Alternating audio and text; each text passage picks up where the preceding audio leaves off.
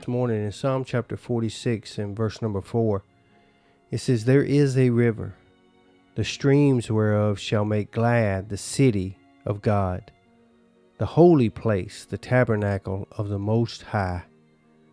It begins by saying there is a river. And it's not just any river, it's the river of God. And as we look at that, this is no ordinary body of water. It's the very flow of life that comes from the heart of God himself. About that, and I thought about that. Begin to see a picture of grace, joy, peace, provisions, power, prosperity, all the provisions and protection of God flowing freely from one source, and that is our loving Father. See, the thing about the river is every river has a source. Without it, there is no current, there is no flow, there is no movement, there is no life. That source for us is God. He is where everything starts in your life, and from whom all the blessings of life flow. The peace that you have, your joy, your wisdom, your strength, your understanding, every blessing, it all begins with God. And just like the river draws from the high springs in the mountains and begin to flow down and past us, we too draw that same source of strength from the throne of grace. See, without that connection that we have, the river dries up, and so do we. But here's what's so beautiful as I began to meditate on that. Here's what God really showed me that I want to pass on to you this morning. God doesn't just give us small trickles of water. He pours out rivers of blessings, rivers that refresh dry hearts, rivers that wash away burdens, rivers that bring healing to your soul and to relationships. And your life is meant to carry that flow into everything you do, and everything you touch should be blessed because of what flows to you and then is allowed to flow through you. Rivers also have a destination, if you really think about it. That body of water that was going by us, my wife made the comment, she said, the water we're looking at right now will never be back this way again. It just flows straight on down to wherever its destination is, but we'll never see that particular water again. And rivers have that destination. They don't just exist to gently flow without a purpose. There is a direction and a path for every river. Just like there's a destiny. As the river winds its way to the ocean, you also are headed somewhere.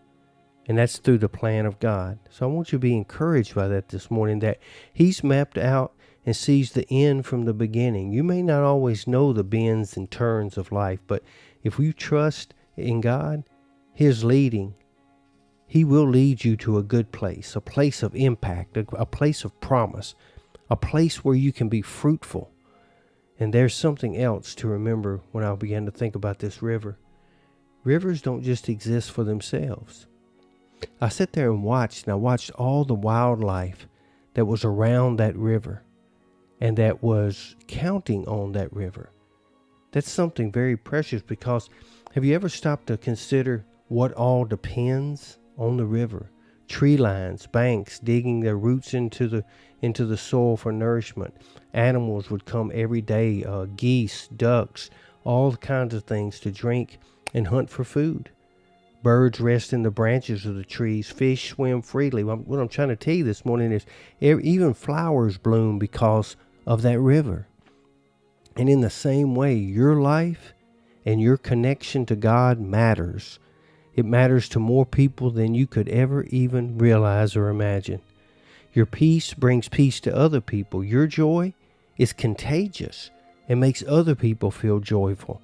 Your wisdom has influence. Your prayers make a difference, and they cover the sick.